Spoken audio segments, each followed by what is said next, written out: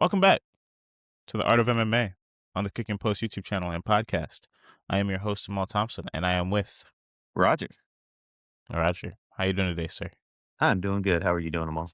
UFC 324 got off to a fun start. I'm excited about what we saw as fans Yeah. of the sport.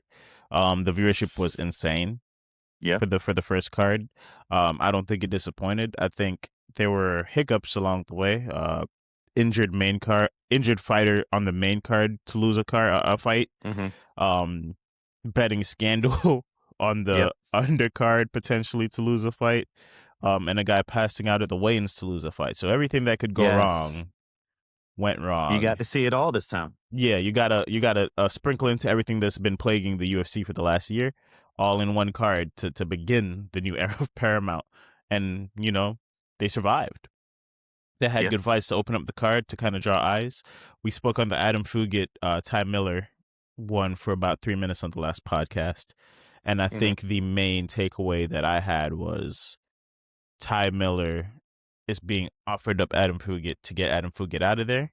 It's not necessarily a fight on how good of a fighter Ty Miller is.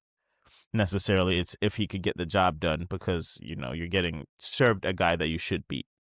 Yeah. As an undefeated prospect.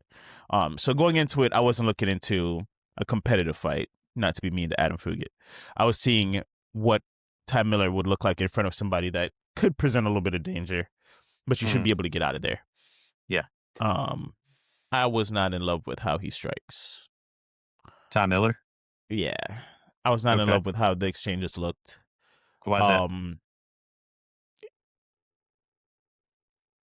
We talked about Adam Fugitt's ability to be a brawler. Yeah. And kind of stay in the pocket and make things interesting, right? But Ty Miller was it was very unorthodox and not clean. The shots didn't look clean for a guy who's not moving very much out of the way. He's a bigger dude. He's bigger than Fugitt.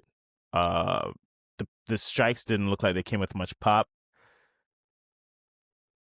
He got hurt, not like wobbled, but Fugitt caught him with a very clean spinning elbow. So to sustain that level of damage and still get the finish at the buzzer in the first round, I really thought he was going to make it into the second round, is good. But I just mean, for the prospects of going on to the next fight, again, this wasn't a fight where I'm like, okay, you should be having some great exchange with Fugitt. And yes, it's a first round finish. I just think against another capable fighter with a little bit better of a plan, it could be a problem. Okay. I can see that. The last Fugitt fight against the model, I keep forgetting his full name. Even though there are moments where he, took portions off in that first round, when the shots came through, they looked crisp, they looked clean. Yeah. He looked very knowledgeable on the feet. He looks durable. I was more impressed with his skill set in the first round finish than I was with Ty Miller. If you put both fights next to each other, you'll see a clear distinction in talent between both guys. That's what I'm saying. I think you're 100% right on that. I think the guy that Fugitt fought last time, was he a Lamborghini model or something? Yeah, he has a Lamborghini and models. So he might be a Lamborghini model at this point. Who knows? I think I just created a job class. Yeah. Yeah, I think I saw highlights of it, so I didn't see a lot. Miller looks confident in his striking. He looked like he was better than Fugitt was. Obviously, he got the first round knockout, but if you were to put Fugitt's last two opponents against each other, I don't think Miller walks out of the first round. I think it's that different. So Miller's definitely got some stuff to work on, which at his age he's going to. Super young. Super young.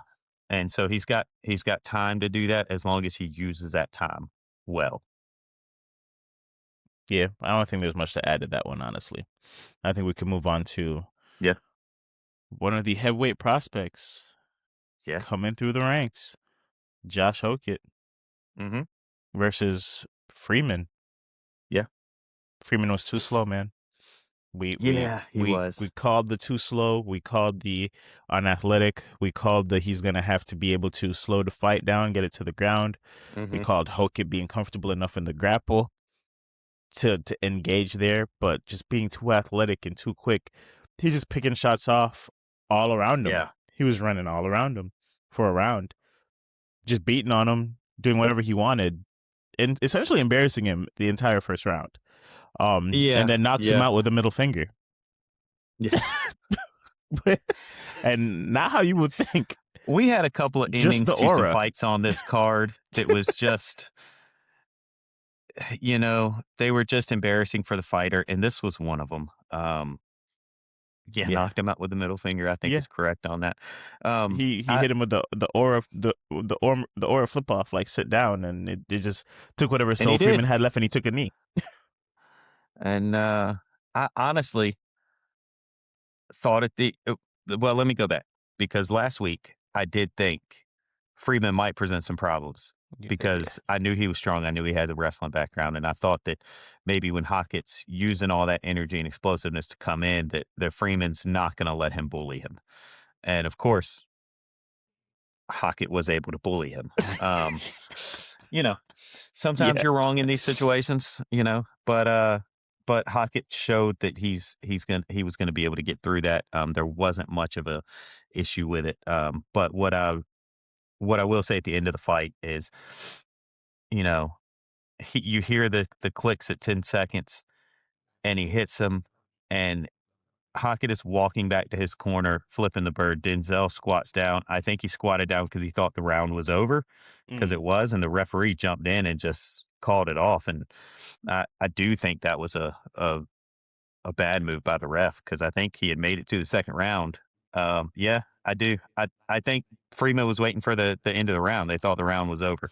I didn't think I he have a thought it was ticket the that end of the turned fight. green when he stopped that in the first round, so Oh, I was excited for the stoppage personally. I mean, listen, Hokit won the fight. I had You do Hokit what the first round tickets sitting in the chamber. I was sitting on the Yeah. edge of my seat those last 5 seconds, like, please do something. Stop styling on him. Do something. Get him out of there. And then when he flicked him off, I was like, all right, he's not gonna get him out of there. And then I saw the ref run up as he did the kneel down. I was like, he knocked him out with the middle finger.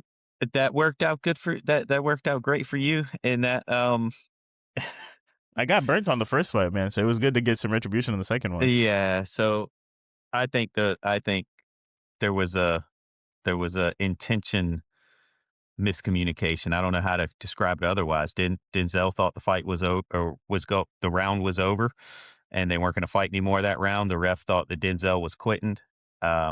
I don't think that was the case. I think he ran in and stopped it because he thought Realistically, there Denzel were was many quitting, opportunities and to stop I it, think though. didn't. Yeah, oh yeah. There were plenty of opportunities to stop it in the first round, and he didn't.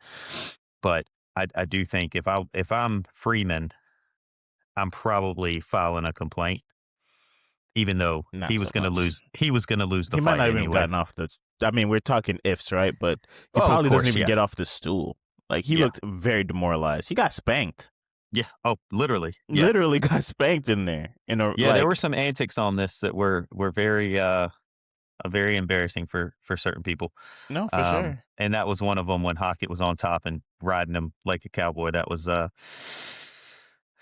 you know, embarrassing for Freeman. Freeman really got two of those embarrassments with that and with the finish the way it was. So hopefully he can bounce back. But Hokit's going up. I mean, few times do I feel like I have a pulse on something this accurately. Hmm. But when he goes up there, of course, with a pre-prepared speech, all cringy, as Yeah, expected. And then he calls out Waldo Acosta, which I knew he was going to call out one of the heavyweights on this card, hmm, because also very expected of Hokit. yeah. Um, I felt almost like a mega mind. My head was that big for a second. I was like, that is just, even though it's predictable, we know. I did Yeah. not predict the Brittany Griner as a man at the end. That was insane. I actually didn't see his speech, so what did he He say? just ended it with that. He said, "And Brittany Griner is a man." Still don't understand why. Don't you? It's Why a are you going to Hokit thing to drag her do. in? I don't know. When it comes to Hokit, you can't. Wow. something in his soul told him to throw that out there. Maybe it's for the clips it would generate that people would talk about it more. I mean, it worked Yeah, somewhat, I but wonder like if he's trying to generate a fan base via Colby Covington and try to get that same fan base it in that is if a he's little bit saying stuff obnoxious. So like yeah. that. Now, I didn't see it, but I know last time he was all in the Americana, Hmm. um, got the flag, got the, He still had on the you he had know, the same thing. They had to bring it into the ring, and he had to put it on in the corner. yeah. Yeah, it's Um, performative, but if he it, keeps it fighting is like that, performative, and you could tell Colby Covington was performative with it yeah, as well. Like, I would be shocked to hear that Colby Covington believed half the stuff that he said on that. He's just trying to get views and trying to get attention, and I think Hawk's doing the same thing. If he let his fighting, maybe he'd be a lot more likable. If he just cut the antics out, whereas Colby might not be. But maybe he just knows he's not very likable, and so he's trying to find something else to, try to get fans to um, buy cling into to him. him. Yeah, It's a division where he could make a run just by doing what he's doing already. So I think it's a yeah. little bit unnecessary, but I think in his case, it's unnecessary because he is a very exciting fighter. In Colby's case, it might have been a little more necessary to do something crazy mhm, because his fights were not fan friendly. He was winning and he was dominating, but they weren't fan friendly. Fans like to see a lot of the action, mhm. and his fighting style was not that. But Hawkins is, so it, Yeah, it, it is a little bit baffling. Maybe he's just that way. Maybe that's just him. maybe that's just the vibe he's on, you know. Yeah. But he took care of business, got in there, took care of business. Um, Kudos to him. Unlike a guy that I got on here and put a stamp on, um, Modestus Bukauskas, learned his name for no reason. Um, got in there against Nikita Krylov, which this was honestly the way I could see Krylov winning the fight. Thankfully, Hmm. there's video evidence to prove that this is the way we saw him winning the fight, escaping the first round and outclassing him potentially because Hmm. he's fought guys who are a little bit more skilled. He knows how to maneuver once he's not getting knocked out. It's hard. It's hard to Yeah. play defense when you're looking up at the sky on the mat. Hmm. After being dropped. So if he's able to stay upright, creatively strike. Krylov looked great creatively striking. And give Modestas Bukauskas reasons to pause. The entire fight, I feel like Modestas couldn't let his hands go. I feel like he was looking for a big shot. Everything was Yeah. sitting very heavy. He was sitting heavy on his feet. He was taking kicks. He was wondering where kicks were coming from because Krylov was being creative with those as well. Yeah. And then in the exchanges, every time it looked like Bukauskas was about to have some success, Krylov would respond with something that I feel like would further, push Modestus to step back and go back into the looking for the Hail Mary shot on Hmm. everything. And it didn't work out. And he spent 2.5 rounds doing that until he put himself in harm's danger and eventually got dropped and finished by Krylov with 3 seconds left in the third round. Yeah. Yeah. It, another Another at the last buzzer. minute. Another at Yeah. the buzzer. Um, I definitely think the boost in bonuses led Hmm. to a little bit of this, right? Okay. Um, Maybe the ref really loves guys getting more money because some of those buzzer beaters could have waited, as you said. But Hmm. Krylov to, you know, get right on the path and get a win under his belt is good for him. Yeah. Um, he didn't look bad in there. I'm not gonna take credit away from him. I just think Modestus really surprised me with the I don't want to say fear, but the apprehension that he fought Right. with, overly Yeah. patient that he fought with, and not in a good way. He didn't put shots behind that patience. He kind of just literally stood there and waited. Yeah. I thought he came off flat. Yeah, Um, just very, very flat. And sometimes athletic performances can do that. You just don't have it that day for whatever reason. Your weight cut was hard. Maybe you didn't eat the right thing after you weighed in. You cut that weight and then you got to rehydrate. And sometimes the body doesn't react as well to that. And you're right. I don't know if that's what happened with him, but I know that it can happen. I know that could be a cause of coming out flat. Maybe you don't have the warm up. You need a longer warm up, a shorter warm up. All these things play into it. But for some reason, Bukauskas came out and looked flat, and Krylov was on it. He was right there to be on it to fight his fight. He did not come out flat, And I think that was a huge difference in this fight. Just the probably the attitude of the people in there. Mhm. More of a mental thing than a skill thing. Not saying he doesn't have skills, not trying to take that away, but just the poise with which they had. And Krylov had that in spades, and he just came out and showed everybody, "Hey, don't count me out." You know, I was counting him out. I was counting him out. Um, and he came out and showed us, "Hey, don't count me out. I'm going to be in these fights." And Bukauskas just did not do the same. He wasn't on the same wavelength. Didn't really, at least after that, in that second round, you could tell he just wasn't he just wasn't going to have it. So No. sometimes that happens, and I think in this fight that this was a case of different different attitudes in the fight. Um, so that would be my take on this fight. Yeah. Krylov called out Jan Blachowicz. He wanted that fight back. Uh, It's a good fight. I'd watch it. I'd watch it. I do think Jan is a lot more polished, patient with intention, Yeah. stronger hits. Because Krylov Hmm. did get hit, it just didn't really have much consequence, and it Right. was very few and far between. I think if those land from a Jan Blachowicz, uh, singing a different tune potentially, and he's still leaving that head up. Don't get it twisted. Yeah. Krylov didn't He like is. fix He is. a lot of the holes we saw. I saw him going a lot of times like this. Yeah. Literally, could see his whole neck.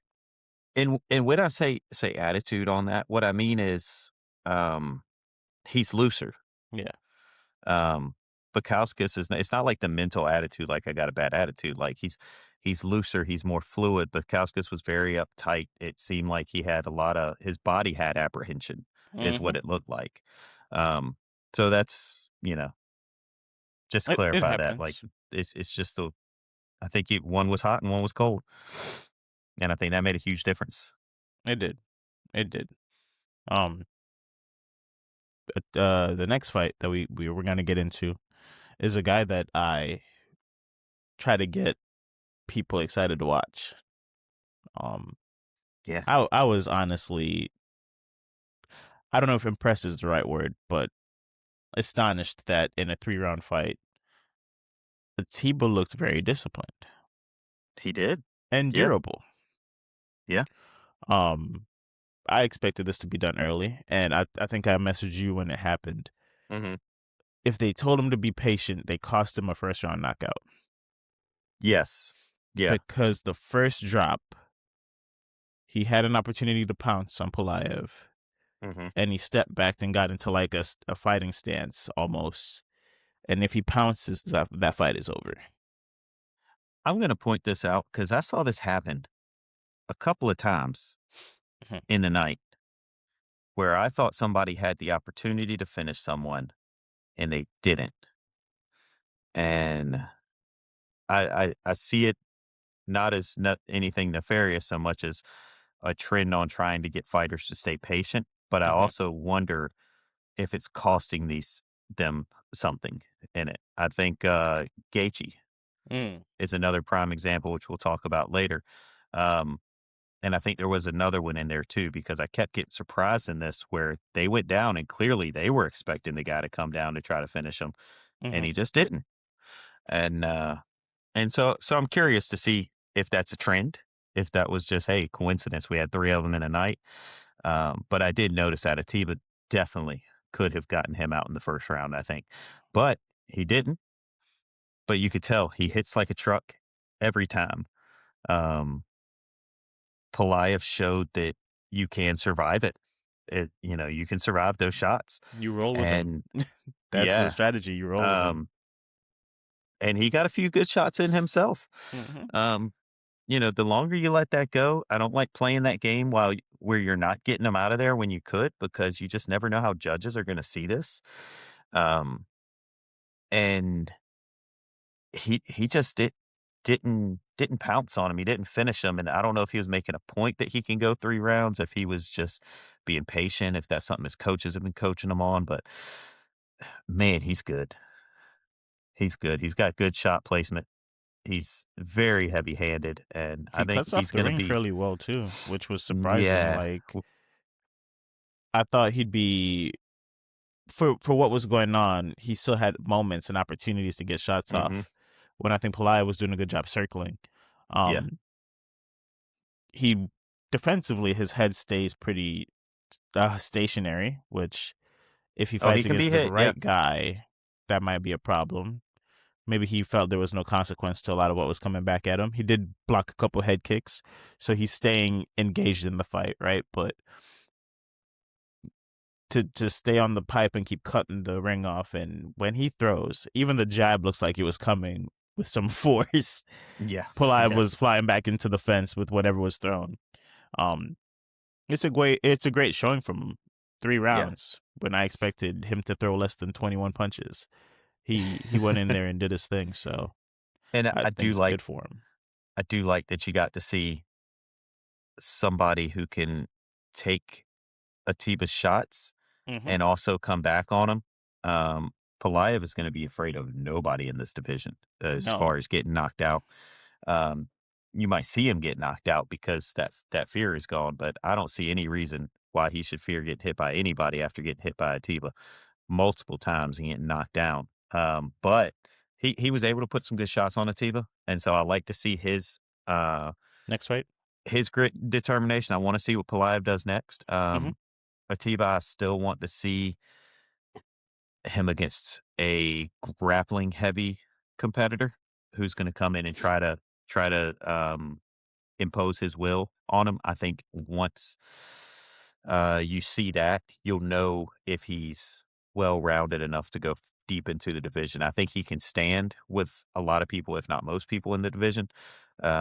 He's definitely got power enough to be there with the top guys. So it's not going to be a power issue. It's not going to be anything physical, speed, um, balance, even fight IQ. I don't think you're going to see, but the grappling, I want to see whether he can handle it with the decent guys in the division first, and then with the upper echelon in that division. Um, I'm gonna need a grappler who has a little bit of punishment though. Like I mhm. can't take a guy who is a great grappler, but the strikes don't come with much consequence. He needs to be able to, if he hits you, he drops you, even as a grappler, right? Because if he's not gonna present any issues there, I really think Atiba is one of the guys where you try to grapple with him and he's just gonna hit you with so many hard shots on the way in or while you're wrapping him up Mhm. that'll be, still a long night. It's gonna be hard to get him down. He has a Yeah, strong base. Um, yeah. but yeah, great fight for it being unexpected. I think Atiba by decision was one of the craziest odds on the card. Yeah, I don't remember. We didn't mention it, I think, on the pod, but I went back and looked, and it was hefty because nobody saw it going that far. yeah. So the fight to go decision in general, I think, was plus 325 or something like that. So I wanted to see how he would do in a 3-round fight going all the mhm. way, so I did get to see that. So the next thing I wanna see is that wrestling heavy guy come in and see, what happens there, and you adding in a wrestling heavy guy that can punch, and that can strike well. I think that would be great too, so Yeah, we'll have to figure out who he goes against next. we got to give him a good fight. A guy I didn't expect that we have to give a good fight next was Davison Figueredo. Um, we said this fight could be a lot closer than presented. Mhm. Um, I think he had a good showing. Umar clearly went in there looking to strike quite a bit.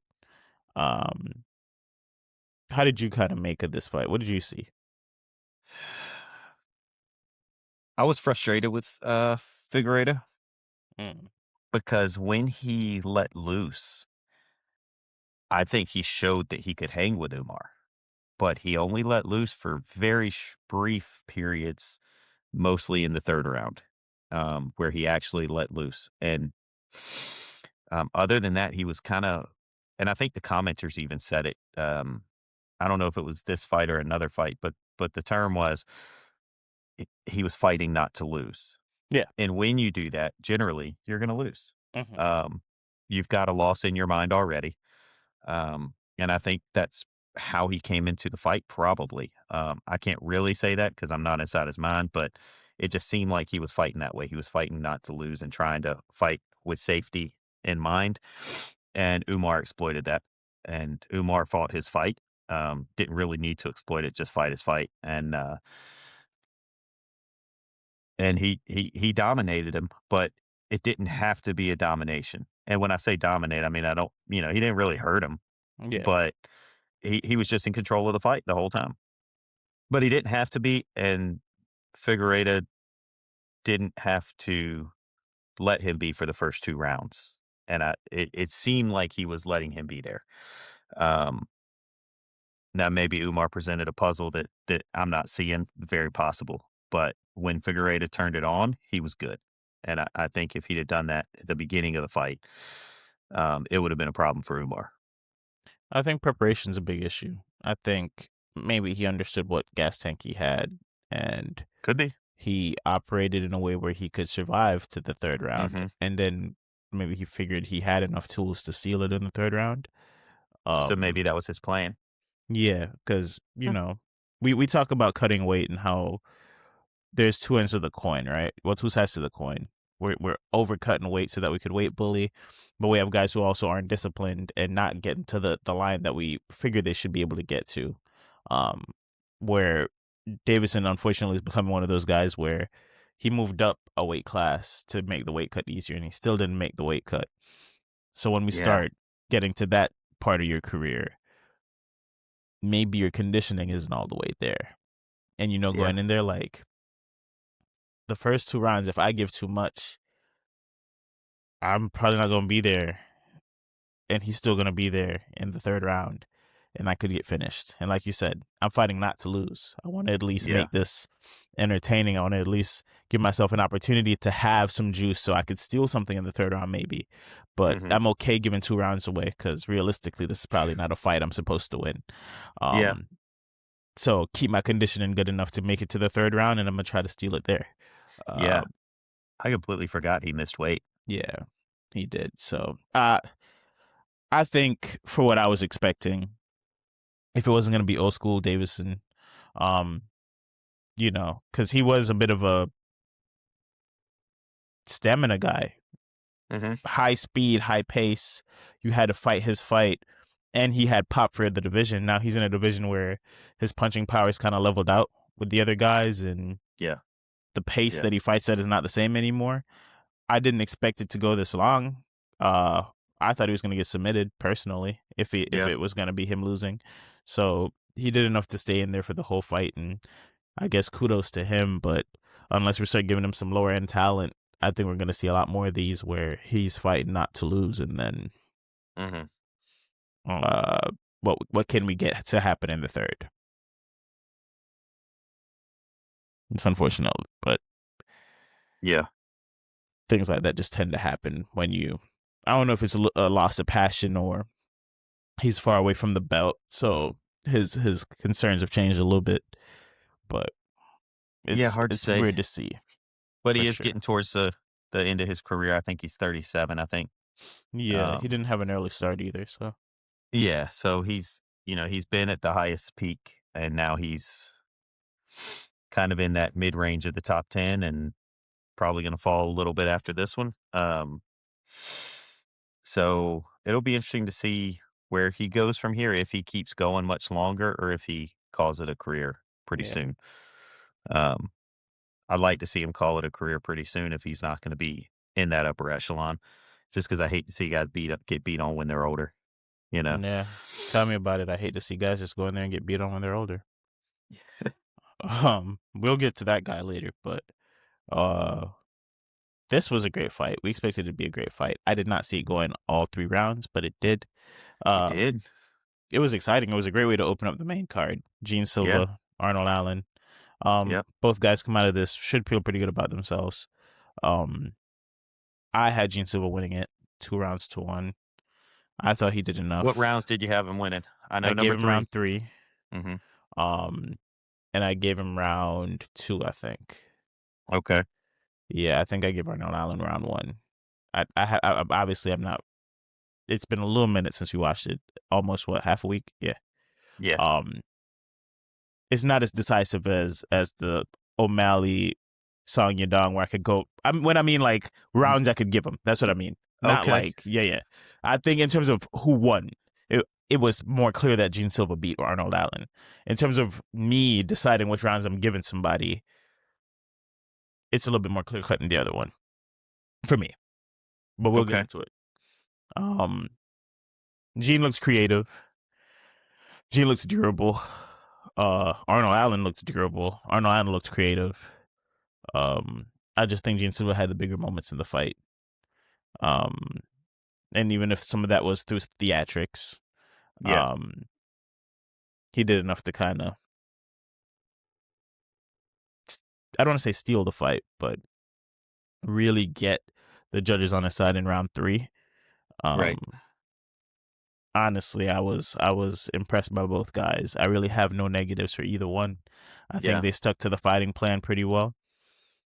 If I could suggest anything, and maybe it would be Arnold Allen to utilize a little bit more grappling, but Gene Silva's a pretty good practitioner in that side too. So I think it was just a good brawl. I enjoyed It it for what it was. it was a good brawl. I thought Arnold Allen.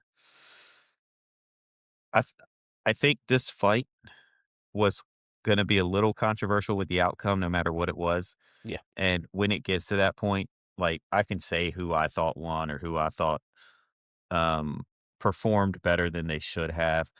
But when it comes to the actual outcome, and there was another fight on here that we'll talk about later, Mhm. you can't really be mad when you lose the fight Mhm. when it's that close. Yeah. Because you know how judges are. I was surprised in this one, and I will say I was surprised it was a unanimous decision.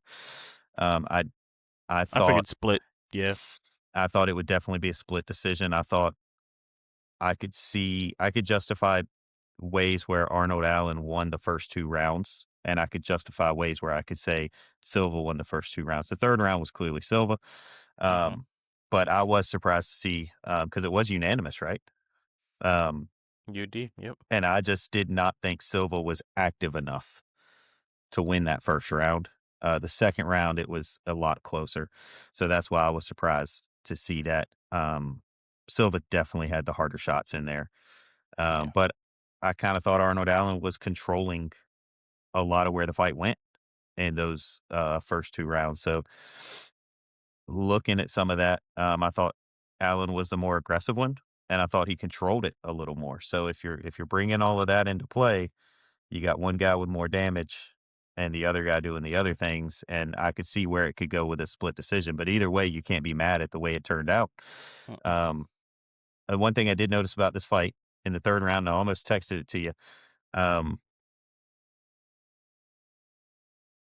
what do you call landing a shot? Gene Silva was getting a lot of um, a lot of credit for shots landed, and they hit Allen, but they were hitting them all on his arms and on his back. When you go to rewatch that fight and you get to that end of the 2nd round, beginning of 3rd round, Arnold Allen's shoulders and arms are red, like Mhm. super red. So he's not getting punches to the head. He's not getting punches to the body so much. He's hitting the guy's arms and shoulders. And I know Canelo does this in boxing some. So do you consider those shots to the arms as connected shots? Because It they are depends. landing, It but depends. yeah, I mean, in Everything has to MMA, have where you context. can Was he hit, guarding with y- those? Because yeah, I don't he think was, you guard with your back. Arnold Allen was kind of doing a shell, Okay. um, a little bit of one. I mean, he wasn't necessarily, what was it, Floyd. when Sean Strickland did it, or Oh. Floyd Mayweather, he's not as adept at it as that, but you could tell he was. And I think Zahabi had that as part of his plan. Um, and I think it was working as far as him not taking the big shots from Silva, but it's still beating up his arms. So how do you count those as a Mhm. ref? Do you count those as shots landed, or do you count those as shots blocked, or how do you count that? It's a little bit interesting that I'd like to dig into the rules and see how they um, explain those, like, Well, I'm you gonna know. give you a very hyperbolic version of that. If I Sure. stood in the corner and just shelled, and you punched on my arm Hmm. for 5 minutes, who wins the round? Yeah, probably the person, giving the Throwing the shots. punches, right? Yeah, So yeah, I'm yeah. I'm thinking on a of course an Right. extreme, but like something has to come back from the shell. right? Like Yeah. Sean Strickland fought Izzy with the shell method, but he was able to get the Right. He was knock able to get down yeah. and get ahead on the card so that if he Mhm. shells for most of the other fight, he just needs to jab and not really take too much damage Right. to make it to the finish.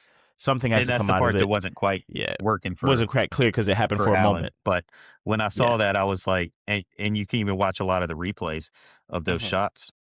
They're not hitting his head. They're not hitting his body. They're hitting a lot of his arms, a lot of his shoulders, and even some on his back because he's just kind of shelling up. And I just But did thought he that come was out of that with like a assertive move after that? I Did the think a shell lot turn of into times, offense? yeah, I think a lot of times it did. But Okay. I'm just curious to see whether those punches counted as landed punches or not. They are landing on the person, Yeah.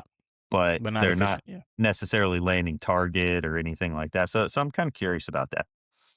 I do know that on the scorecards, the surfboard probably counted for at least a point. So Or- that again, the theatrics, yeah. you gotta sell. You gotta sell. In the fight game, you gotta sell a little bit. Oh, he And did. instead of wrapping up or throwing punches at his back, he stood on it Yeah. and jumped off. The fighting nerds, man, them boys get they get some crazy action Yeah, in they their they time draw the span. theatrics there. Yeah. Last like 5 to 10 seconds of the fight. Yeah. You that's the lasting image. That's the last thing they saw for the third It round. So if it is. was close, one guy on his knees getting surfboarded, Yeah. that's it. That's it. But I thought, That's all you could really roll. both guys fought a good fight. They should both be Mhm. happy with the fight that they fought. As far as Silva winning the fight, I would just say that the activity going up is a higher output would have helped him be more clearly Dominant. definable as the winner. Yeah. But We can't just sit and be inactive yeah, and look for the heavy punch. I had people that Um I knew that I didn't even know watched this say they were disappointed. They thought he was going to go out and kill the guy, and they were pretty disappointed that he fought the fight that he did. So take from Hey that man, what you will. I get that. I get it. If people who are familiar with the game are seeing you not fight the style you need to fight, and I think going into that, every cause has an effect, Mhm. right? The Diego Lopez fight might change the type of Gene Silva we see for a little Mhm. bit. Yeah. Because the ferocity of Gene Silva and the carefree and the invincibility that he fought with, he got checked, right? Yeah. So he's not looking for that to be a thing anymore. Right. He's trying to fight his way back to the top. We're probably going to miss out on some of those moments now because Diego Mhm. Lopez, kudos to him, took it from us a little bit, right? Yeah. He sapped some of the fun out of it. He sapped some of the freeness out of it, right? Kind of like this next fight sapped the fun out of the whole card for me almost. Yeah, that's Natalia it. Silva, Rose Namajunas.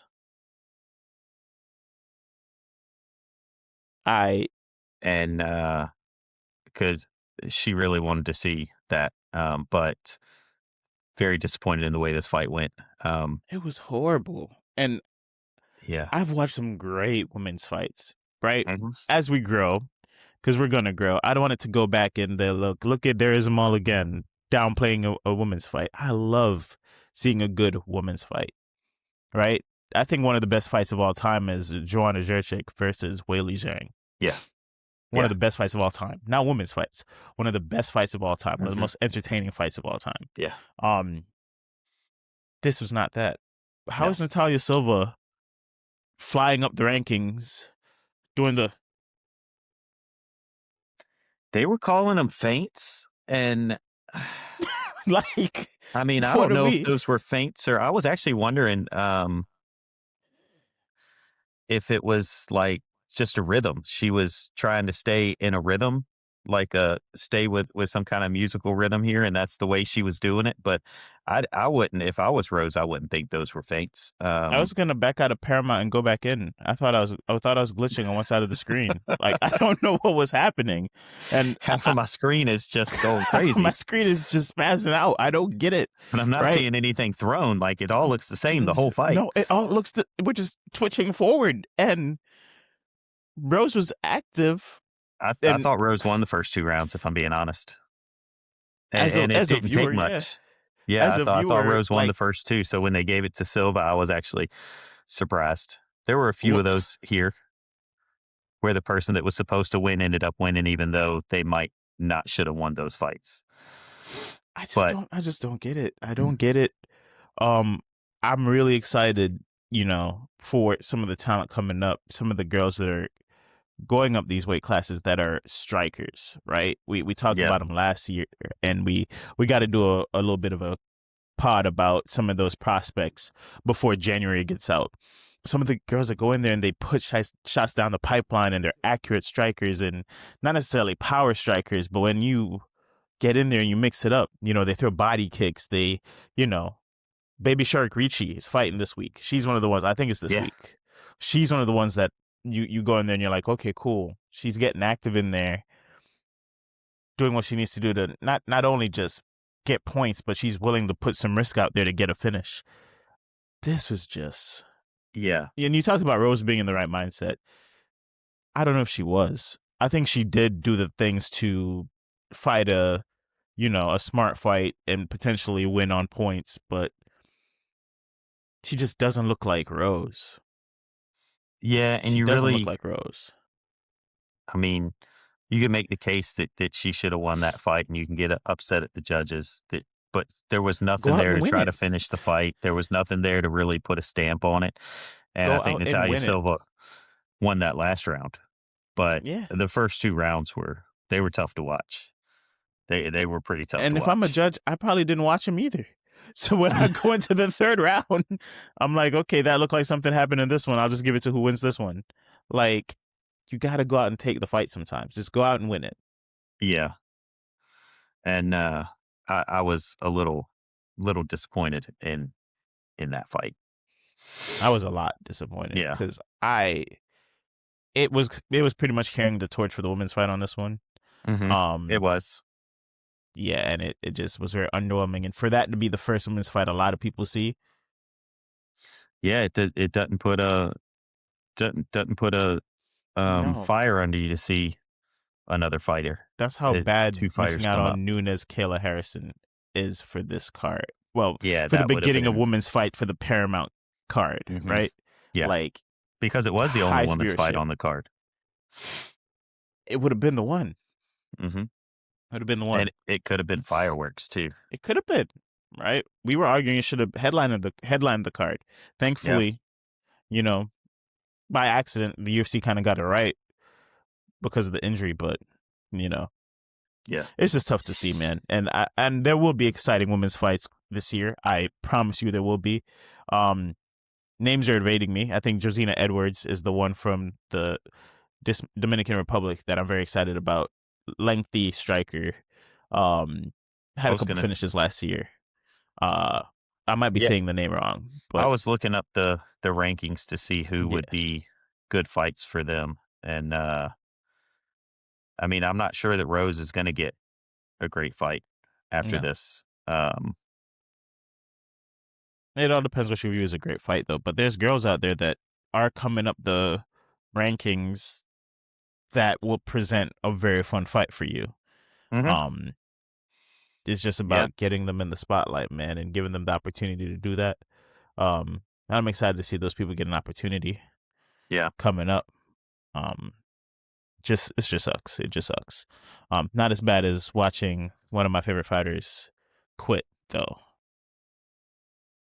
Waldo Cortez Acosta versus Derrick Lewis. Mhm. The fight got difficult.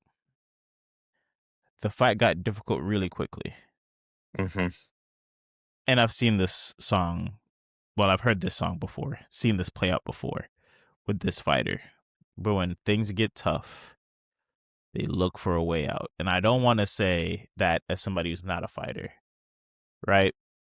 But the body language and the way the fight ends leads me to believe that, unfortunately. Right. Um, he couldn't catch Waldo. Mm-mm. He could barely find Waldo. No, he was He trying. couldn't in there. He While Waldo was in the ring with him, he couldn't find him. Yeah. And Acosta wasn't hitting him with anything of consequence for a lot of the No. first Mm-mm. round, a round and a half. It's just Derrick knew the longer the fight went on, the less likely he is to catch him. Yeah. And an opportunity presented itself for him to get out of the fight, and he took it. I would consider that quitting. I don't think it was anything nefarious. Some are leaning into the situation that it might be, but as a plus 260 underdog, no. Yeah. You're already supposed to lose, so it's not a He's already in a situation where you're losing, so it's very unlikely that's a nefarious act, unless maybe it's under 2.5 rounds or under 1.5 rounds or whatever the case may be, right? But it wasn't a punch that dropped him. no. If he slipped and hurt his groin, maybe, right? That's a potential if like he overextended himself. What I saw was just somebody who was fatigued, was exhausted, was frustrated, knew catching him was very unlikely, and took the way out. He stayed on the ground. He took shots from Acosta, they called it. And it was a very terrible showing for Derrick Lewis. Yeah. That's it. It was a bad ending for Derrick Lewis. I have a slightly different take on it than you did. I don't necessarily think that he was quitting the fight. So that's where my take differs from yours. And my evidence for this was if you look earlier in the fight when Derrick Lewis was on the ground, he sat there in the same position and Cortez Acosta let him up. And I think when he slipped, he was expecting that same thing to happen, and he was not expecting Cortez to come down to the ground and just start beating on him. And but I will say this that would kind of lead to me agreeing with you a little bit is why didn't he try to at that point try to get up? Because Acosta was not fast at jumping down on him. Acosta just kind of took a knee and just started beating on him. And I don't think Derrick Lewis expected that. And I think he was a little bit embarrassed that he just stayed on the ground and let that happen. But once he started beating on him, it didn't look like he put a lot of effort into getting up. So for your point, I could see where you're coming from on that. From my perspective, though, I think he stayed there expecting to get let up, expecting Waldo to take a step back and let him up. And that's not what Waldo did. And it ended in pretty much an embarrassing way. You let the guy just take a knee right beside you and just start beating on you. And I honestly think he was a bit embarrassed by it. I could see, maybe that was his way of quitting. But I didn't take it as him quitting. I took it as him thinking he was about to get let up. And Cortez Acosta said, I wonder if I just kneel down and start hitting him, what's going to happen? And he just took him. And it was pretty embarrassing for Derrick Lewis. That was the other fight, that and the Denzel Freeman fight, on how they ended. I thought they were mistakes by the fighters that could have very easily been avoided. And that's not the way it ended. That's not the way the refs called it. And Cortez Acosta did everything he was supposed to do. Um, he should be considered for a title next. Now, you might give him another top-notch person, but how many fights has he had in the past few months? What's this, his fourth or his fifth? His fourth, Uh, right? At minimum 4. Yeah. I mean, he's gone out and knocked the people out, and their names, they're all top names. They're not Gane or Aspinall or John Jones, but Mm-hmm. John Jones is not fighting right now. Aspinall is not fighting right now. Give him Gane for the Interim. interim. Yeah. Walter Cortez Acosta versus Gane for the interim. Can I say something controversial? Absolutely, you can. I'm tired of seeing Gane. I am too. Yeah. I don't I want to see him anymore. I don't. I don't care to see him anymore. And especially if we lose out on Aspinall for over a year because he tried to wear his eyeball as a ring, essentially. Like, I I'm frustrated at the fact that that fight ended the way it did, and then we're just gonna be like, all right, Gone, let's have you fight for a belt again, since there's literally nobody else there. I how would about be this? way more I would be way more inclined to, hey Alex, I'll give you whatever money you want. Whatever money you want. Go up, White House card, you and Waldo. Mm, You get your second belt. we'll let it be a second belt because we're back about that again. You'll be the first to go heavyweight, lightweight since Daniel Cormier. Let's get you out there on the White House card. I mean, I can see that. What about another Alex? What about Alexander Volkov? He's the number um, 2 top guy. So if you're not going to give Gane another title shot, put I'm Acosta tired versus of Volkov Volkov. too. Who else is there? Sergey Volkov has Pavlovich. no Volkov has no business being number 2, and we but know that. but he is number 2. We know that. We Um, know he has no business doing number 2 because we know he lost that fight. We know Sergey that. Pavlovich, and Curtis Blades. Now he did call Curtis Blades out, I think, didn't he? Save the heavyweight division. This is a PSA. I'm tired, boss. We need some new blood in there. Somebody please. Hokit, Somebody get Acosta heavy. for the Hokit intermediate. Acosta. Get Bro. heavy. Who's not doing well in a lower division that we can make heavy? You don't want Gane, and I get it. And you don't want Blades. I don't want Blades. So How many cheeseburgers could you eat, Kobe? Come on, like we just need to make somebody heavy. Just So get somebody Sergey? up there. I mean, Pavlovich. Maybe. I mean, the heavyweight division is not stacked, which is why I was mentioning that Hokit calling out Acosta is a good move because you have to get up there fast. Yes. Because once Gable Steveson comes in, they're going to put him up fast. Gonna put him And up if fast. you're not already there, it's going to take you a while to get in the conversation. So if you are Hokit, you want to get up there as fast as you can. So Acosta is a good person to call out. But I think Acosta called out Curtis Blades, didn't he? Yeah, something like that. And so that is somebody ahead of him. But Curtis Blades has had a shot at the title a couple of times, or at least shots to get him to the title. And once he gets way up there, he loses the fight for whatever reason. Not that he can't. I'm not saying he folds when the time comes. He just hasn't won the fights. But I mean, the people ahead of Hokit are, everybody. But he's the only contender with a lot of spunk right now. Between him and Acosta, I don't really see anybody else in that top that I'd be like, oh yeah, that guy. That's the guy right there. How about we send Patty on a food binge and tell him not to cut? Patty could weigh in at heavyweight right now and compete. I guarantee you, he's already done the weight additions. He started as soon as he got out of there. Dude, the guy is 220 pounds right now. I would actually probably bet the over on that. Right now. He is probably he puts 220 the weight on pounds. Not to be mean to him, but he's probably sad eating too. Dude, they asked him if he would rather, if he would rather be lean. Like that. Yeah. And he said, no, the 6-pack is nice, but like, I want to eat. I want to be fat and happy is what he said. Basically. Fat and happy, lad. You hear him talk about the American breakfast? No. He doesn't want bacon or sausage. He wants bacon and sausage. It's great. Go watch it. He's a funny guy. But I know he loves to eat, brother. I've seen him watching fights at home out of camp and just hearing him on the mic go. It's the greatest thing ever.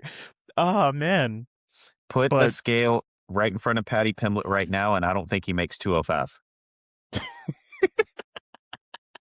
I couldn't make 205 right now. So I'm definitely not making. I haven't made 205 since I was like 15. The way he eats as a fighter and blows up in between fights, I bet you he couldn't make 205 right now. If we could convince him to just stay there, then and fight Waldo Acosta. If the rumors are true, I don't think he could make 205. I can't, bro. I can't. It's just I get tired. I don't like Cyril for all the tools he has underutilizes him so much. He's literally like the perfect specimen for that division. Oh, he's fast. He's so light on chiseled. his feet. He's athletic. He's light on his feet. He's got he has punching skills. Power. Right. He's just so bad. And to be that bad in a division where if you're even mediocre, you could probably be the greatest of all time. Mm. And I know it sounds harsh, but your physical tools, we talk about it. You can live off your physical tools Yeah. sometimes because you're just fat. That's what I saw Hokit doing against Freeman. Your physical tools are just better. Yeah. And no matter what you do, it's going to be hard to beat that. Yeah. Unless you're a very, very skilled fighter. And unfortunately, there's not a lot of very, very skilled fighters in that heavyweight division currently, Yeah. right? So just be a little bit better, and you're probably the most dominant heavyweight, and you get whatever you want. Yeah, you might not love fighting, but just be better at it a little bit, When do and you they can do make an whatever you interim want. heavy fight? When? Yeah. When do you think they'll have that? Because If they don't I have don't foresee anything announced Aspinall by coming back right now. well, it seems like Aspinall's completely out of the White House card because of the injury. So if So they if he's get out close till enough past July, potentially, yeah. If they figure out that that's definitely the case, they're gonna pivot and do an interim on the White House card. Promise you, there has to be a heavyweight fight for a belt on the White House card. It's gonna happen. Who it is, I don't know. A lot could happen by then, right? so do you hold these Um, guys out for 6 months? I bet you that's not why we're not seeing a lot of these top guys fighting right now. yeah, I mean, Um, I'm sure depending on what the card looks like. So the politics of it all is if you build a good enough card, you might not need to, but it has to come to fruition, right? Mhm. Tapiri is probably going to be on the White House card. My guess is against Gaethje, which by then he should have been recovered from staph and look like himself again. We'll get into it, right? You probably want Sugar versus Yan on the White House card. It's probably what you want. If it's not that, it's Sugar versus Marab for the third time, right? So does Yan fight again before then? We'll see. You probably want Amanda Nunes, Kayla Harrison on the White House card now, depending on the neck injury and the Jeez. recovery. Neck injury, neck surgery is very tough. Some way, somehow, you're going to try to get Amanda Nunes on the White House card. If a lot of these things come to fruition, if you're able to get Conor on the White House card, forget the heavyweight fight. We will not see a heavyweight belt on the White House card if it doesn't involve Aspinall and you're able to get Conor on there, because you don't need to force an interim at that point. Do you think Connor headlines that card? No, Oh, okay. no, but he's on it. If you're able to get him on it, he's on it. Tapiri is going to headline the card, if they get out there, I think. I don't know about that. If it's I against don't. Gaethje, yeah. Yeah, if it's against Gaethje, but I could see Conor versus Jorge, which is the talks currently, um, being on the card, on the main card, of course. Yeah, man. It depends on the bodies you were able to get on there. If Yeah. things start falling through, you're gonna have to force an interim heavyweight to kind of draw interest, and you're gonna Right. probably go a Gon versus Acosta, hoping for a knockout, hoping for some punches. Volkov versus Gon could be there too, because both guys are fairly good strikers. You will not see a Jalton Almeida, you will not see a Curtis Blades anywhere close to that card. Yeah, no. I'm actually, and I won't get into politics one way or the other, but with the way other countries are responding to certain things, I would be Yeah. surprised to see a lot of foreign fighters on that card. I think their countries are gonna probably Tell them warn no. them not to go. Now that doesn't mean they'll listen to what their country says, but I think you're gonna have people warning people about going and doing that. Some of these But fighters we'll do have see. a very We'll big, see. like a very big calling in their country, though. Like if you think about the Russians, they'll be on that card Yeah, the Russians will be regardless. fine. Yeah. They're gonna be out there regardless. But I could understand like some of the other ones, especially South America or whatever it is, could Mhm. be, viewed a different way. So, Yeah. it's gonna happen. We'll see where the chips fall. But yeah, I think unless it completely falls apart, you don't force an interim on that card. Yeah. I can see that. Yeah, we just got to see how it works out, right? Um, a person that would be questionably on that card, obviously, Song Yadong, um, is he had his fight against Sean O'Malley. Mhm. You go first. Okay. That's all I'll say. You go first. First time I saw it, I thought Song Yadong won. I thought it was Mm-hmm. easy win for him. I Mm-hmm. thought O'Malley got the third round. Um, but I thought Yadong won the first and the second round. Okay. Um, Going back and watching it, um, I still don't think Sean O'Malley outright won the fight.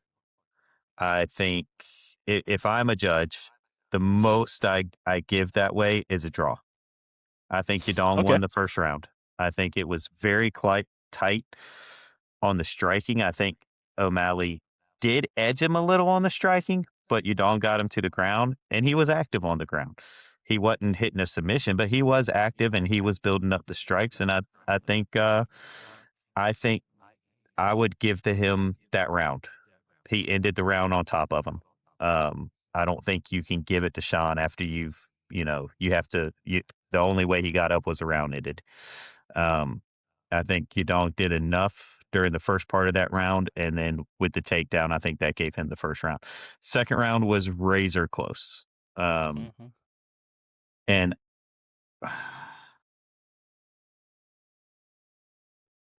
personally, I think Yadong probably had that. Um, I think he edged him out. But that's just my opinion. I'm not going to get mad either way on this one.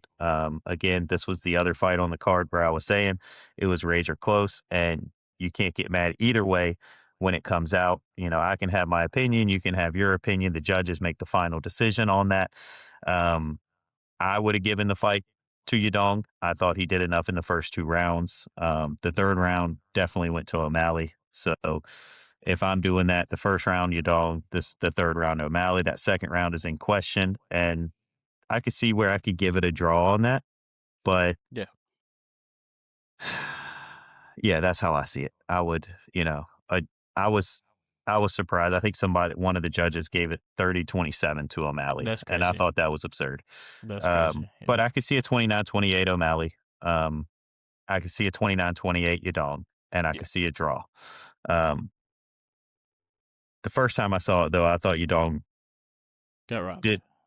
Yeah, I thought he got robbed. But looking back on it, it was so close. I can't say it was a robbery in there, but you know, um, I don't think Sean did enough to stand out. Really, he won the fight. He beat a top competitor, so in that you can say he stood out in that, but he didn't necessarily make me think, oh, he's next for the title. I think he showed great durability. He took damage not necessarily to the face, but Yeah. beat up the legs Oh and yeah. made him a lot less mobile, which forced him to stand in front of him and get creative with getting out of the way of Yadong's strikes and also sending shots down as a counter striker back on him. He wasn't able to lean into his speed as heavily on the back end. He Right. did talk about how he figured Yadong would be able to match his speed. Earlier on, it was not close. O'Malley was way faster. Yeah. But as he beat his legs up, it put him on more of a even playing field. Hmm. I had O'Malley winning the first by a small margin, but I had him winning it based on I think the exchanges were in his favor until the takedown. The second round I had given to Yadong. I did think it was close, but I had given it to Yadong. I figured the third round would be a huge deciding factor in the fight. I Yeah. thought O'Malley was in a lot of trouble with how it was looking the first two rounds Yeah. visually, but I had it being 1-1. A lot of fighters had it being 2-0 Yadong, so that's how it's Hmm. like. Granted, it was Yeah. like Arman Sarukian and a lot of the guys who don't necessarily love O'Malley, but I saw Yeah. some 1919s in there. Aljamain, I think, said that O'Malley needed to finish. Oh, big Yeah. surprise there, right? But the third round, and this is where I'm more concerned for a guy like Song Yadong, and he'll have an Hmm. opportunity to get better as a fighter and Yeah. improve. He's a little bit younger. He's 28. Yeah, So. the game plan is working. Hmm. We completely go off script third round and we just stand in front of O'Malley and we're Yeah. not throwing leg kicks and we're not shooting and we're not giving Yeah. him anything to worry about. And we're just standing there and trading with a guy Yeah. who's a better striker, a more efficient striker, A faster striker. a faster striker. And you're taking unnecessary damage Yeah. going into the decisive minutes of the fight, right? That is what the judges are going to remember. That's what the scorecards are going to remember. It's not a 10-8 round necessarily, but it can be almost viewed as such. It almost pulls points away from previous rounds if the last thing they see is you getting punched on for 5 minutes, Yeah. right? So I was just very confused as to what happened to the game plan. So No more leg kick, no more shoot. Yeah, you might be a little bit fatigued, but like I hate grappling and putting against the fence. But wrap his yeah, hands up, yeah. right? Do something, Well, he put something. him You can't against the just. fence in the second round and was kneeing his legs, and that was doing some damage to O'Malley. It was. He was trying to block the knees, Yeah, right? He was putting his hand back there to block the knees. And I guarantee you don't want a boring fight. I get that. And I right. respect you for that as well. But the the the goal is to win the fight too. Yeah, And you gotta if you're gonna make it entertaining, you gotta make it entertaining in a way that makes you win the fight. Don't just give a guy what he's good at right. because you're trying to create an entertaining fight in the third round. Not saying that was his goal, but to me that's what it looked like at this Yeah, point. Like you had the blueprint, it was working, and you just threw it out the window to stand in front of him yeah, and give him an opportunity to get back in this fight and win it. Um, that's yeah. all I really had for it. Um, I think it was a good fight. I I I wouldn't say a robbery. I would say if it's not Sean O'Malley, Song probably gets it, right? Right. And If it's Song Yadong versus the 16th ranked guy, Song Yadong probably gets it. You know. and I kind of wonder how much that weighs on the judges because there were fights on here, and I think I mentioned it earlier where three of the Silva people and that were supposed to win ended up winning the fight, where I could have easily seen it going the other way. I thought Rose yeah. won the first 2 rounds of her fight, um, and it ended up going to Silva. Um, and then there was one other one earlier in the fight where I thought that the guy that was supposed to win probably hmm lost a couple of, 2 of those 3 rounds, but they gave it to Yeah. him anyway. Whereas if they don't have that name, do the judges see it the same way? And the judging is so it's not dark and mysterious, but It's it's not kind of dark and like, mysterious. all right, does anybody do they have those checks to say, "Hey, did you already score that first round before watching the second round?" Before finishing the whole thing, did you have the first round scored? Did you have the second round scored? And then did you have the third? Is there anybody watching over them doing that? That's something I don't know. They might. Um, but if you score it like that, you can't win big in the third round and then them go back and give you the other two. But if you don't have anybody watching you, Sean O'Malley wins that third one pretty big, and maybe you give the second round to him too. hmm Whereas before, if you were just scoring it, maybe you wouldn't have. So I'd like to know the answer to I that. think they keep track Ad of it. I'm admittedly, almost I certain haven't they keep looked at track it of to it. see if they do that, but I'd be curious to know the answer to that. I feel like almost certainly they do. Because there's somebody scoring it alongside them, and they'll be like, "Oh, Mhm. this card is currently having to fight 20 to 18 or whatever the case may be." So I'm certain they have to lock in their previous rounds. But um, again, though, nobody can't. I mean, they can. They see that if you put a 10-8 on the third round and there isn't a knockdown, they'd be like, "All right, let's not have this guy judge again," Right, right? But like, if they like do something like that to kind of even the playing field, right. um, But, I don't know. sometimes at the end of those fights where they're waiting on the judges to finish their scorecard and they're tallying up the Yeah, they might be scorecards, and erasing sometimes it. Yeah. it takes a while to get to that. And so anyway, I'm gonna look into that. Maybe I'll have an answer Yeah, for you definitely. on the next one. But I'm curious about it, and I'd like to see. I think that's a good thing to call out. Um, yeah. Sean said he's waiting for Jan. I don't think he could just sit there and wait, especially if Yeah. Marab ends up getting Jan next. Give him somebody else in the And meantime. why would Jan and Marab not fight again? Marab was a champion for, a dominant champion, unless there's an injury Well, it there. seemed like Marab was trying to take some time off Yeah, based if on if how he's it wanting to went. do that, I could see him going somebody else. But Yeah. this isn't a fight where I'm like, oh, put him in the championship. Although I would like to see Jan and Sean fight again because that first fight was controversial in its own right. Controversial. Yeah. Yeah. Yeah. Jan going back and fixing a bunch of the wrongs that the UFC did. Wouldn't that be a story? Oh yeah, yeah. Be a cool story. I think he'd maul him, but this isn't a preview. Yeah. What did happen, which I want to give you credit, is the championship fight. You had your finger on the pulse of this fight pretty accurately for Paddy versus Justin Gaethje.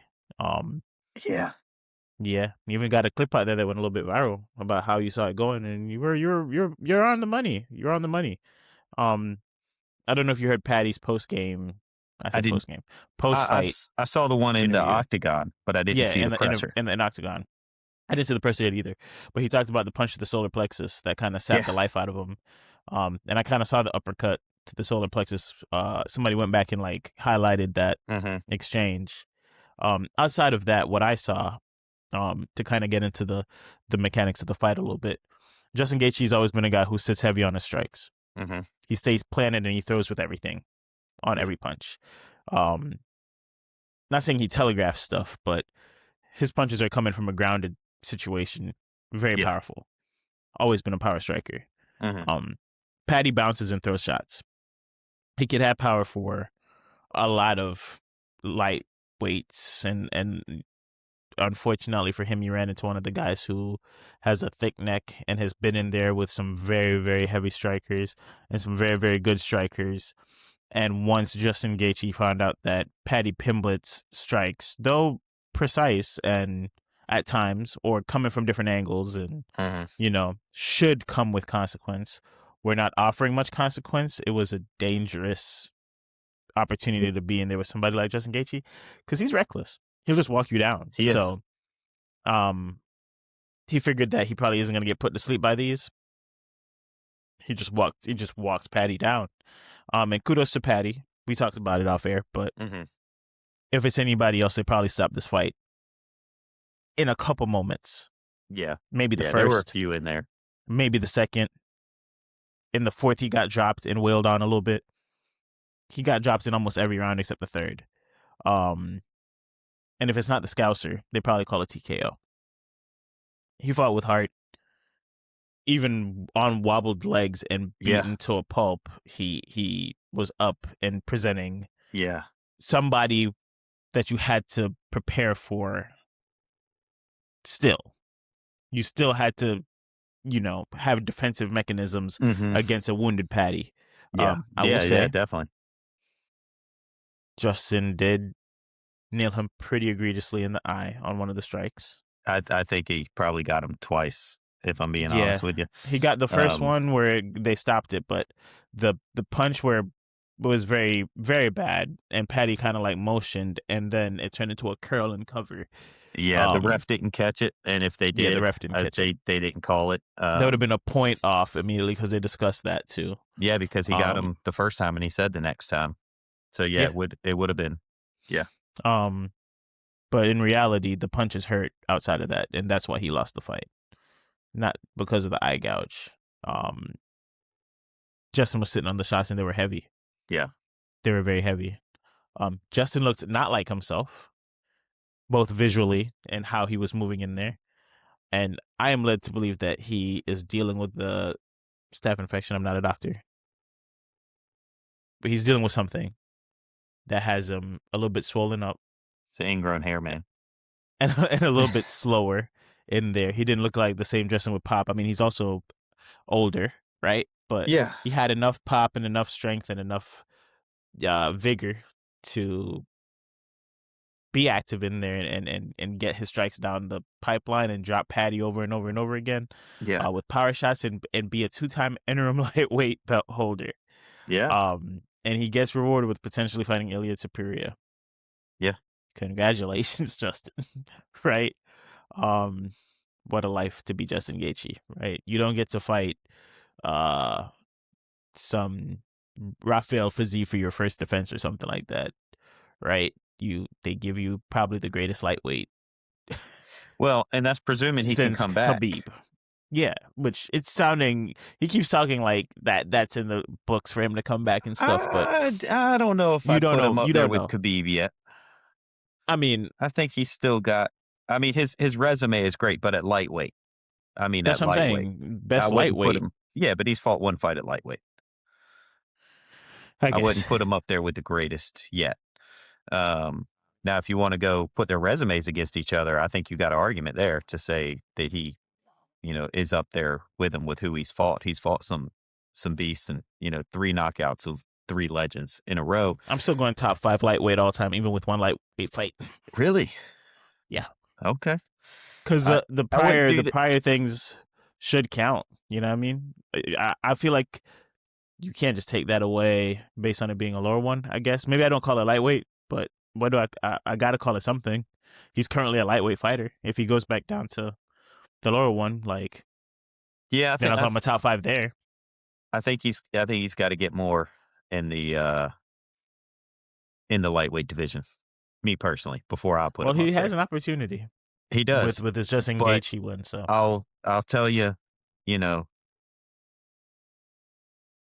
he has not instilled much confidence that he's coming back to fight for that anytime soon. for sure. And if I'm Justin, I try to fight as many people before that so that they strip the other Yeah, guy of the title and you get yeah. undisputed.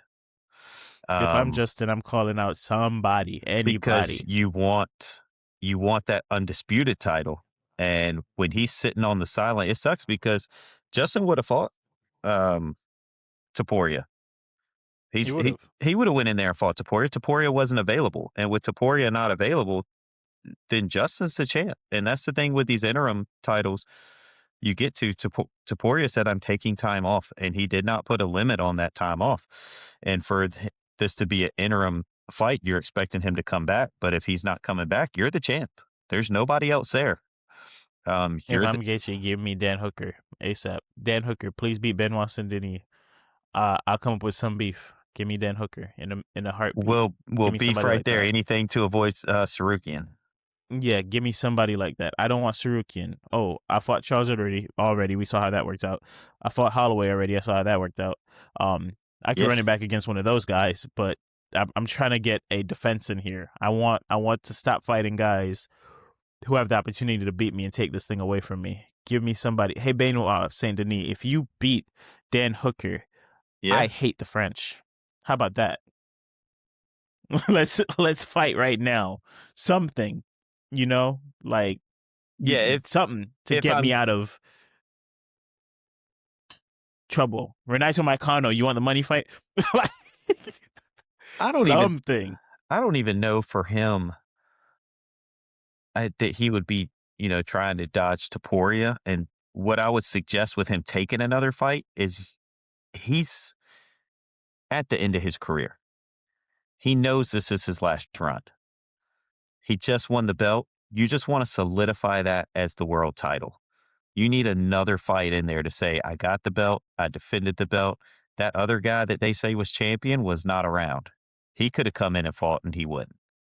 So either you take Taporia and you call him out, or you take somebody else, but you get a defense in fast because you want that. But you don't, if Taporia is coming back, you want him now.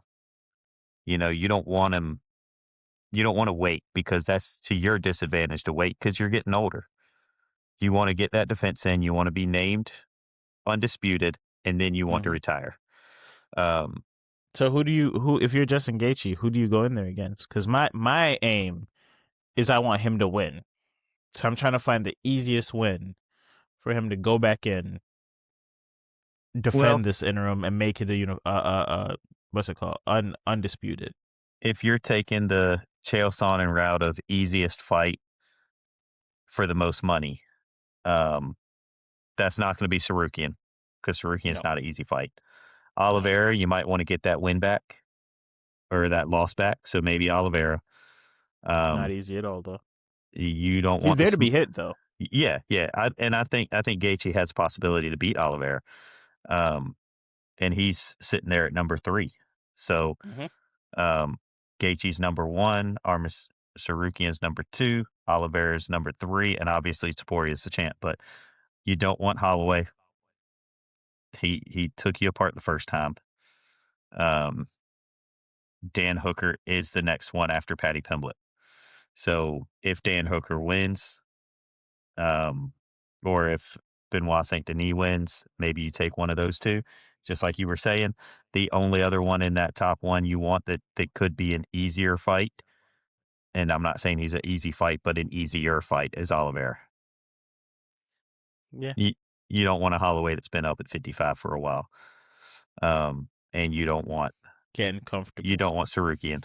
Yeah. But one thing I do want to say, I was proud of Justin Gaethje in this fight, in that he actually used some of his wrestling, and he rarely uses his wrestling. And what he did was super smart.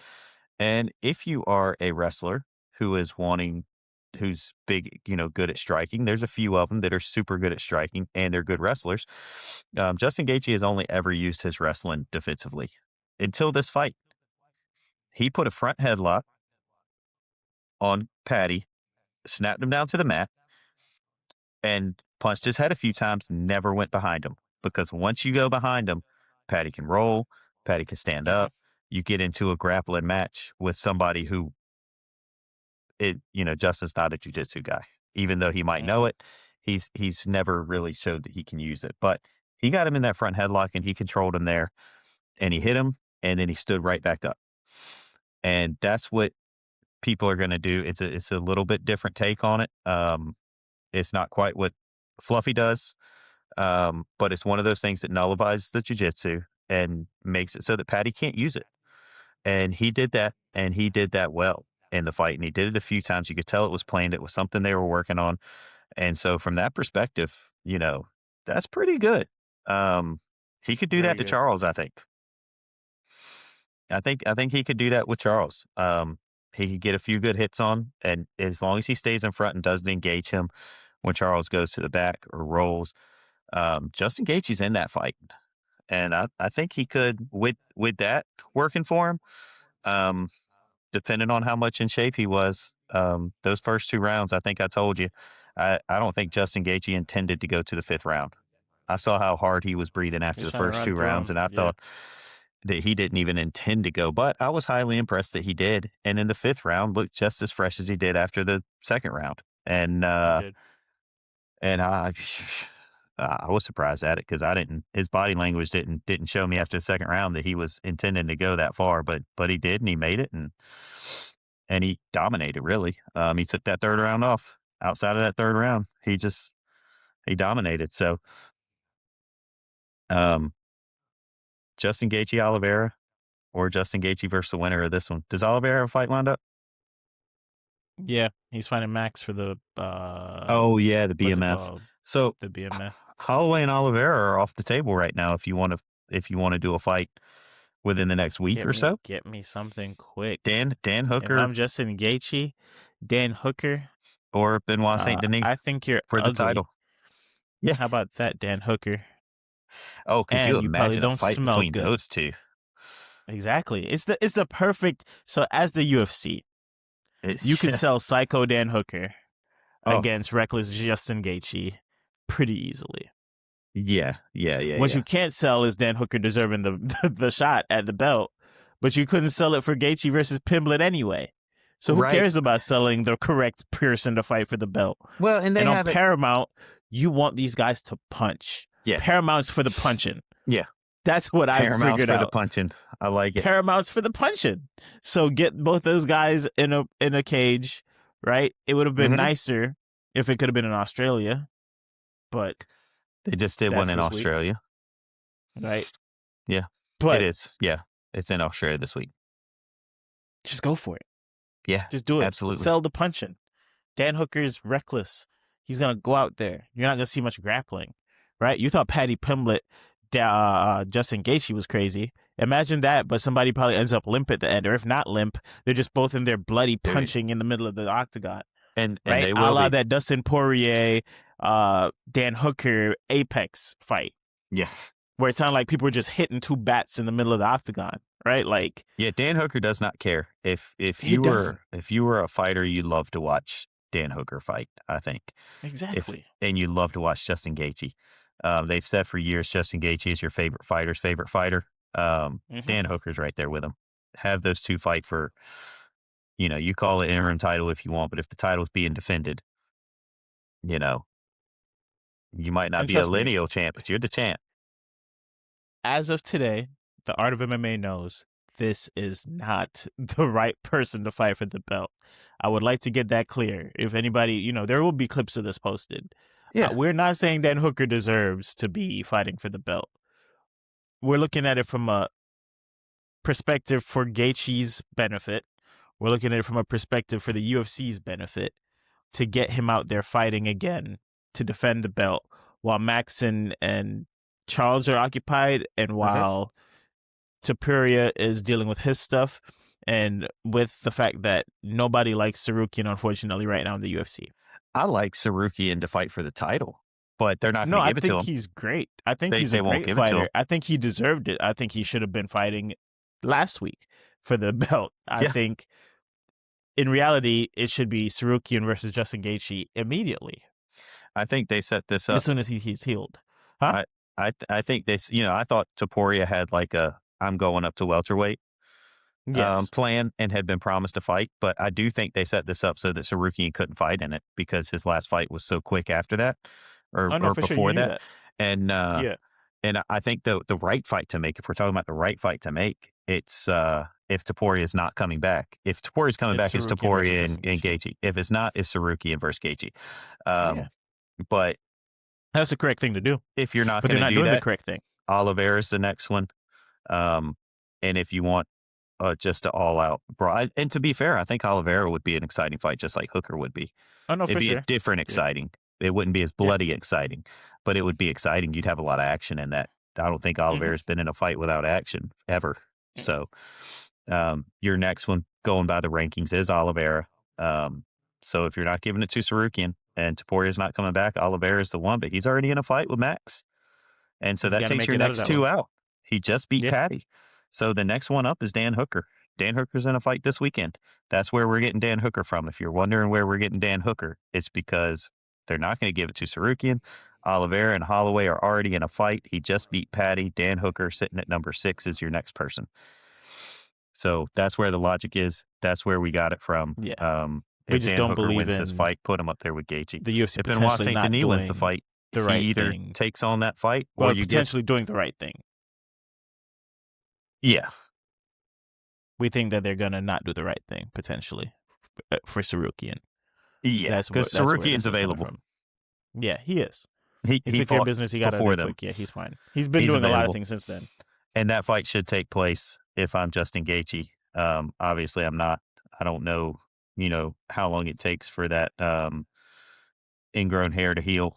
But Yeah. You got to take quite a bit of antibiotics for the ingrown hair to heal. but Yeah. if he can get that, if all that is cleared up and whatnot, I think you go April for the shot. Winner of that can fight in July. Yeah. Um, At the White House. the International Fight Week. Whatever you Okay, want to yeah. do. Yeah. And is the White House card gonna be International Fight Week? I don't know. Interesting. Me personally, you can't do the White House card not on July 4th. Yeah, no, it's got to be that. If you do, it doesn't That's have my to be, thing. but No, but it um, should be realistically. How do yeah, you do a White House card and not do it at July 4th? yeah. I don't know. I'm less than certain of the White House card at all now. There's a lot of I'm I'm not saying it out loud to people because people are like, "Oh, yeah, it's for sure gonna happen." yeah, yeah, And there are things that lead me to be apprehensive because security measures have to be really dialed in. right. And it's really hard for me to think with some of the feathers being ruffled or things going on in the world, not standing on either side of the fence necessarily, Yeah. but that's a lot of security to make sure is It is. set to, unless you're going to do it Apex style and everybody will be able to view it at home. Right. If you're not going to have big crowds, And I you could won't see have that. people there. Yeah, I could Yeah. see that being something they do because then you've only got the UFC guys. You've only got the teams, and the the cameramen and the doctors and stuff. All the things that at bare minimum it takes for a UFC fight to happen. You've got those people, and you're not worried about a crowd. Yeah. Those people can be your crowd, you know. Hmm. Somebody fights and then they go take a seat in the bleachers. You know what I mean? Yeah. Um, but as far as having an actual large crowd there, um, ooh, that's it's gonna be tight with logistics on that. And I know they It's say hard for me to see that they're working working out. on it, but especially with all that Yeah. construction going on there, you're gonna want to have reporters there. You're gonna want to have a big to do with it. It's a lot to get done, and I'm just I'm not I saying it's don't- impossible. I've seen things happen. It's right. just I gotta see it. Yeah, I gotta see some motions towards it. I'm less convinced the longer it goes without concrete plans. Yeah. So Yeah. you might end up with a But massive card at the Apex yeah, that you week. might, So you might, and or this, the sphere. mm, I don't know if the sphere has anything going on, but might be able to do it at the sphere.